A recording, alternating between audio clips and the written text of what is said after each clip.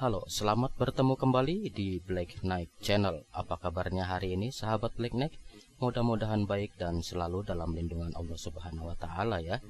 Sahabat Black Knight, pada kesempatan kali ini izinkan kami ingin membahas sebetulnya pembahasan utamanya adalah perbedaan antara Mahabharata versi India dan Mahabharata versi Jawa. Namun nanti akan muncul turunan-turunan pertanyaan yang baru, yaitu apakah cerita wayang itu benar-benar terjadi di Pulau Jawa? Apakah cerita wayang itu berasal dari Jawa atau dari India? Yang kemudian nanti akan muncul turunan lagi, apakah betul orang-orang di Pulau Jawa itu adalah keturunan dari jin kafir? Sahabat Black Knight, mari kita mulai dari Mahabharata versi India terlebih dahulu. Baik, ini sudah kami gambarkan. Ini adalah bagan Mahabharata versi India. Sebetulnya cerita Mahabharata ini dimulai dari peristiwa Janamejaya yang gagal mengalahkan Raja Taksaka, lalu diberikanlah cerita untuk menghibur Janamejaya tentang keturunan-keturunan dari Janamejaya. Sahabat Black Knight, mari kita mulai kisah Mahabharata ini. Mahabharata, karena Mahabharata ini dari India, versi India, India itu adalah negara Hindustan. Dia beragama di sini dimulai dari agama Hindu. Yang pertama adalah Brahma. Sosok yang pertama muncul di dunia ini adalah Brahma. Kemudian ada Dewa Atri, kemudian Dewa Chandra. Chandra di sini dewa rembulan ya. Kemudian Dewa Buddha. Dewa Buddha itu adalah planet Merkurius, bukan Buddha Siddhartha Gautama ya, karena Buddha ini kalau Buddha yang Siddhartha Gautama D-nya double, kalau ini enggak, cuman satu. Dan Buddha ini di Jawi kuno dijadikan nama hari ya. Hari Buddha disebut dengan hari Rabu kalau zaman sekarang. Baik, selanjutnya ada Pururawas, kemudian ada Ayus, Nahusa, Yayati, Puru, Janamejaya. Nanti ini namanya mirip dengan yang tadi di awal diceritakan ya, Janamejaya. Kemudian ada Prachinwat, kemudian Samyati, Ahamyati, kemudian ada Sarwa Bauma, Jayatsena, Awacihna, Arihan, Mahabauma, Ayutanayi, Akrodana, kemudian ada Dewa Titi, kemudian ada Reksa, ada Matinara, Tamsu, Ilina, Dusmanta, Barata. Nah, ini muncul Barata. Barata itu diceritakan sebagai kerajaan terbesar ya, yang menguasai seluruh India, Bangladesh, Pakistan, itu ada di Barata. Nanti dari nama inilah Barata Yuda atau Mahabharata, keluarga Barata. Kemudian ada Bumanyu, ada Suhotra, ada Hasti. Nah, Hasti juga inilah yang mendirikan negara Hastinapura. Kemudian ada Wikuntana, ada Widurata, ada Anaswan, ada Pariksit ya. Kemudian Bimasena, Pratiswaras, Pratipa, dan Santanu. Kemudian barulah cerita Mahabharata dimulai, yaitu dari Santanu yang mempunyai keturunan Bhisma, Citrangada, dan Wicitrawirya. Ketika Santanu ingin mengundurkan diri atau sudah meninggal, maka harusnya yang menjadi raja adalah Bhisma. Permasalahannya adalah Bhisma sudah mengeluarkan sumpahnya untuk tidak menduduki raja, maka tahta diberikan kepada Citrangada. Lalu Citrangada pun kemudian diceritakan meninggal di masa muda, sehingga tahta pun harus diberikan kepada Wicitrawirya. Lalu permasalahan pun muncul ketika Wicitrawirya pun meninggal, sehingga terjadilah kekosongan pemerintahan. Lalu atas dasar usul dari Bhisma diundanglah Bagawan Wiyasa untuk melaksanakan upacara niyoga atau memberikan keturunan kepada dua janda Wicitrawirya, yaitu Ambika dan Ambalika. Siapa itu Wiyasa? Dalam Mahabharata versi India, Wiyasa itu adalah anak dari Parasara, kemudian Parasara anak dari Shakti, kemudian Shakti anak dari Wasista, dan Wasista langsung diciptakan oleh Brahma. Versi India ini Wasista itu adalah guru dari Rama, ya ingat cerita Ramayana, Rama dan Cinta, maka Wasista ini adalah guru dari Rama. Kembali lagi, ya atas dasar usul Bhisma, Begawan biasa melakukan sebuah ritual upacara niyoga. Dari upacara tersebut Ambika bisa memberikan keturunan, nanti diberi nama Dhritarashtra. Kemudian Ambalika mempunyai keturunan yang diberi nama Pandu. Kemudian dari pelayan Ambalika, nah di sini ada sedikit perbedaan nanti dengan versi Jawanya ya. Dari pelayan Ambalika anaknya diberi nama Widura. Kemudian dari Dhritarashtra inilah muncul Kurawa atau 100 keturunan. Anak pertamanya adalah Duryodhana. Kemudian dari Pandu ada 5 anak, yaitu Yudhishthira. Kemudian ada Bimasena, ada Arjuna, ada Nakula, dan Sahadewa. Nah, kelima anak ini disebut Pandawa karena anak-anak daripada Pandu. Kemudian terjadilah pertempuran Mahabharata. Itu adalah pertempuran turunan Bharata antara Kurawa dengan Pandawa, dan diceritakan bahwa Kurawa seluruhnya meninggal, seluruhnya ditumpas oleh Pandawa, sehingga yang menduduki raja adalah Yudhishthira.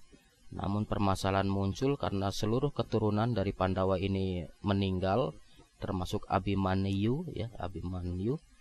Maka ketika Yudhishthira sudah tua, kerajaan diberikan kepada Pariksit. Setelah Pariksit baru Janamejaya. Itu adalah cerita Mahabharata versi India. Sekarang kita akan melihat dulu Mahabharata versi Jawa.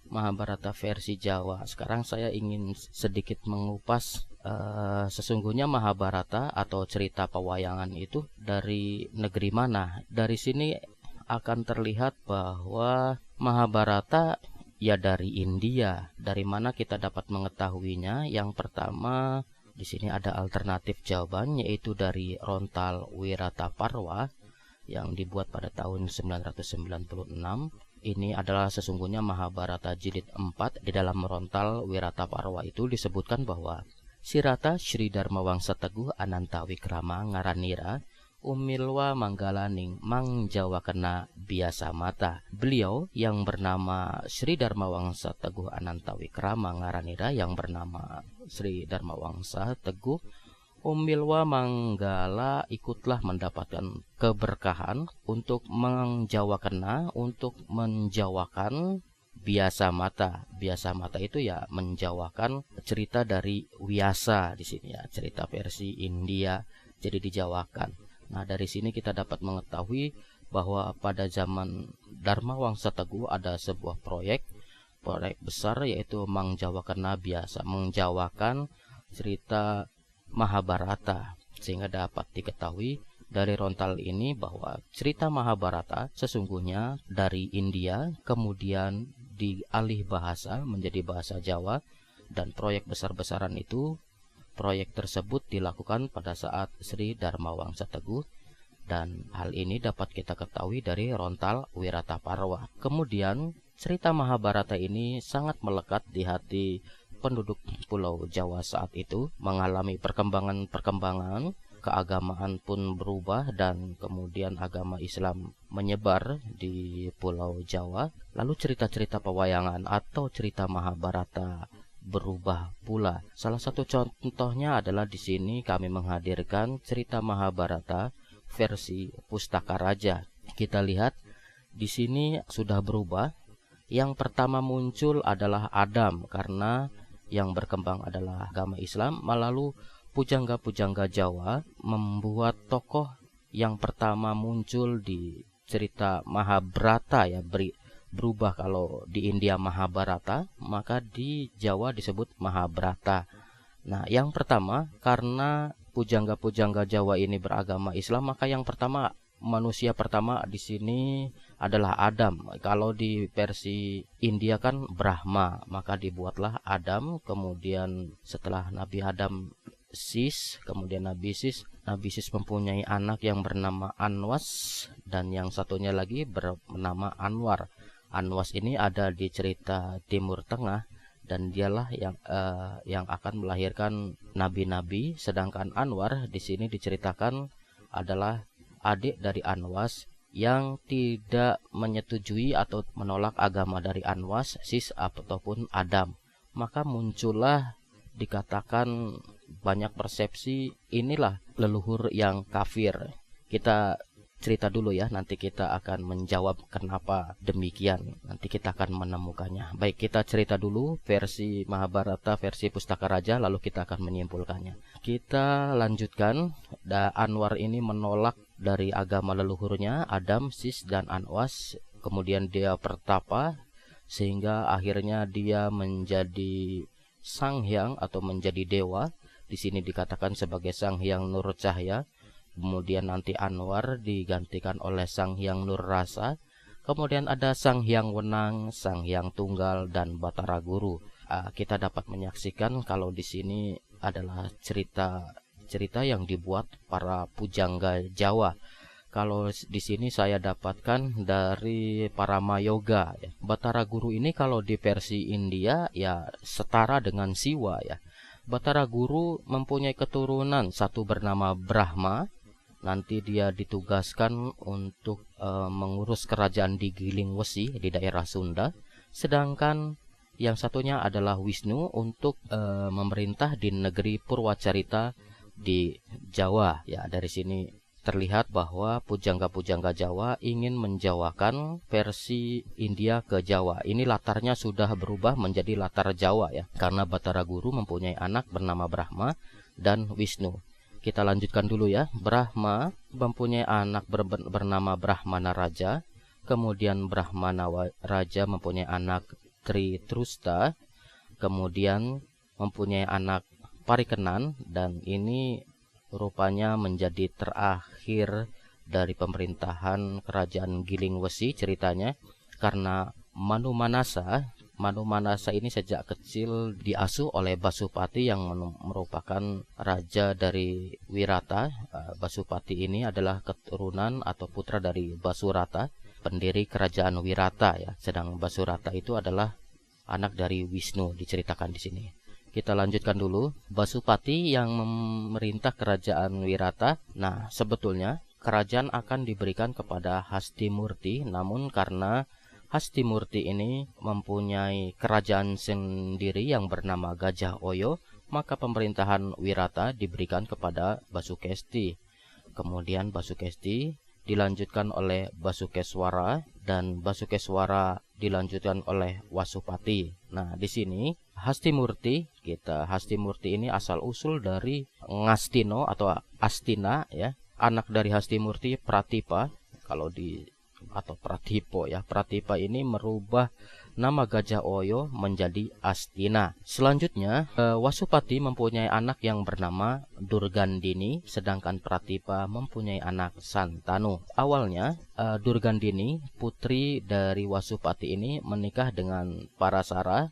Kemudian Parasara menjadi begawan, sehingga dari pernikahan antara Durgandini dengan Parasara ini akan melahirkan Abiyasa. Kemudian Parasara karena menjadi begawan sehingga berpisah, dan Durgandini pun menikah dengan Santanu. Ketika Durgandini menikah dengan Santanu, mempunyai anak Bisma, Citrangada, dan Citrawirya. Karena Bisma mempunyai sumpah untuk tidak menduduki tahta, maka tahta diberikan kepada Citrangada. Citrangada pun lalu ternyata meninggal sehingga digantikan oleh Citrawirya. Kemudian Citrawirya pun meninggal. Pada akhirnya janda dari Citrawirya ini kalau di sini nggak pakai upacara tapi dinikahi oleh Abiyasa, sehingga Abiyasa pun menjadi raja dari Astina sementara. Dari pernikahan dari janda-janda Wicitrawirya, Sula, Drestarastra, dan Pandu, kemudian Widura. Kalau di versi Jawa, Pandu dan Widura ini kembar siam ya. Kalau di versi Mahabharata itu dari pembantu Ambalika. Drestarastra mempunyai anak Kurawa. Anak pertamanya bernama Duryodhana. Kemudian Pandu mempunyai anak 5 yang bernama Puntadewa, Bima, Arjuna, Nakula, dan Sadewa. Nah, anak pertamanya bernama Puntadewa. Kalau di Mahabharata versi India kan langsung Yudhistira, tapi di sini ketika belum menduduki tahta bernama Puntadewa, tapi setelah menduduki tahta berubah menjadi Yudhistira. Kemudian terjadilah Bratayuda. Ya, kalau di sini Bratayuda, kalau di Mahabharata Baratayuda. Baratayuda peperangan keturunan-keturunan Barata, tapi di Jawa ya Bratayuda. Ya, perang Brata aja. Tidak diceritakan itu adalah peperangan keturunan-keturunan Barata. Selanjutnya, karena keturunan dari Pandawa ini meninggal semua, termasuk Abimanyu, ya Abimanyu kalau di Jawa, kalau di India Abimanyu, maka yang menduduki tahta adalah Parikesit. Nah, Parikesit kemudian digantikan oleh Yudayana. Yudayana ini kedudukannya kalau dalam India ya Janamejaya. Nah, di versi Jawa ini dilanjutkannya setelah Yudayana ini ada Gendrayana dan Sudarsana atau Gendroyono dan Sudarsono ya. Gendrayana ini karena mempunyai kesalahan dengan adiknya yang Sudarsana, maka oleh dewa dia diusir. Kemudian Gendrayana nanti akan mendirikan kerajaan tersendiri yang bernama Mamenang, nanti dilanjutkan oleh Jayabaya, Jayawijaya, dan Jaya Amisena. Sedangkan Astina dilanjutkan oleh adik dari Gendrayana yaitu Sudarsana, kemudian digantikan oleh anaknya Sariwahana, dan kemudian dilanjutkan oleh Astradharma. Nah, di Astradharma ini dirubah namanya dari Astina menjadi Yawastina atau Yawastino, dan di era Astradharma ini kerajaan Astina hilang karena terkena banjir, jadi seluruhnya hilang. Sebetulnya Astradharma ini punya keturunan yang bernama Anglingdarma. Namun Anglingdarma ini diasuh sejak kecil oleh Jayabaya, kakeknya Jayabaya di sini yang ada di kerajaan Mamenang. Nah, sehingga Anglingdarma tidak tahu sama sekali dengan orang tuanya, dan nanti kelak Anglingdarma ini menduduki tahta kerajaan Malowopati. Sahabat Blackneck, ini adalah versi dari Pustaka Raja Madya ya. Kalau yang di sini yang di tengahnya Pustaka Raja Purwa. Nah, yang ini adalah dari Paramayoga. Nah, kami ingin menjawab beberapa pertanyaan yang muncul karena ada beberapa yang menanyakan juga apakah betul orang-orang di Pulau Jawa ini adalah keturunan dari jin kafir? Ya, karena di sini Sang Hyang ini adalah dewa ataupun jin. Baik, yang pertama kami ingin menawarkan atau sedikit menginformasikan bahwa ini adalah Pustaka Raja dari Paramayoga. Serat Paramayoga itu adalah serat karya sastra. Yang pertama ini adalah karya sastra. Yang kedua, karya sastra Paramayoga ini disusun oleh Raden Ngabei Ronggowarsito. Kita harus mengingat kembali, Ronggowarsito itu adalah gelar, karena Ronggo itu artinya panglima, Warsito itu adalah ajaran atau pelajaran, sehingga untuk mendapatkan Ronggowarsito dia dijuluki sebagai panglima pengetahuan. Sedangkan Ngabei itu sendiri adalah para sesepuh ya. Ketika Ronggowarsito ini menjadi sesepuh ya, dia mendapat julukan dari Ngabei. Sedangkan Raden itu adalah turunan bangsawan sampai ke level 4. Ronggowarsito ke level 3. Sehingga dari namanya saja, yang pertama Raden Ngabei Ronggowarsito, dia dijuluki sebagai penutup pujangga Jawa. Ya, kalau di Nabi ada Khotamul Anbiya Nabi Muhammad, kalau pujangga Jawa penutupnya adalah Ronggowarsito. Tapi Ronggowarsito itu ada 3 ya.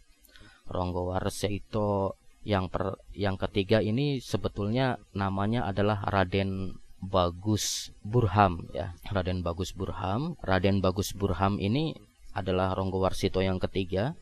Sedangkan Ronggowarsito yang kedua adalah kakeknya, sedangkan Ronggowarsito yang pertama adalah buyutnya. Nah, Raden Bagus Burham inilah Ronggowarsito yang ketiga yang menyusun Paramayoga ini. Dan kita ketahui bahwa Raden Bagus Burham ini adalah jebolan atau tangan kanan dari pesantren Gebang Tinatar ya, dari Kiai Haji Imam Hasan Besari yang ada di Jetis Ponorogo, yang merupakan pesantren, menjadi cikal bakal pesantren yang ada di Nusantara. Salah satunya adalah lulusan dari Gebang Tinatar ini adalah Kartosuwiryo, kemudian ada juga dari pendiri pesantren Tebu Ireng, begitu pula dari pesantren Pondok Modern Gontor.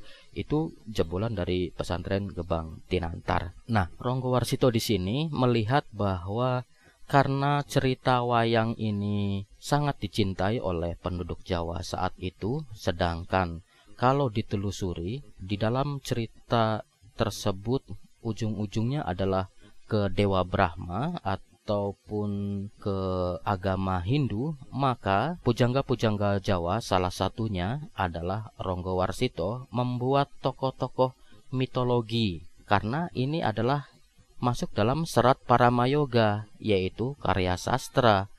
Jadi Anwar di sini yang merupakan adik dari Anwas adalah tokoh-tokoh mitologi yang nanti berlatar belakang Pulau Jawa, sehingga untuk meyakini bahwa Anwar ataupun jin kafir ini adalah orang tua atau buyut-buyut kita di Pulau Jawa, itu menjadi hal yang tidak relevan, karena ini adalah tokoh mitologi yang ada di karya sastra, tokoh mitologi, tokoh imajinatif yang dibuat para pujangga Jawa. Itu saja yang bisa disampaikan. Mohon maaf jika menemukan beberapa kesalahan. See you next time. Bye.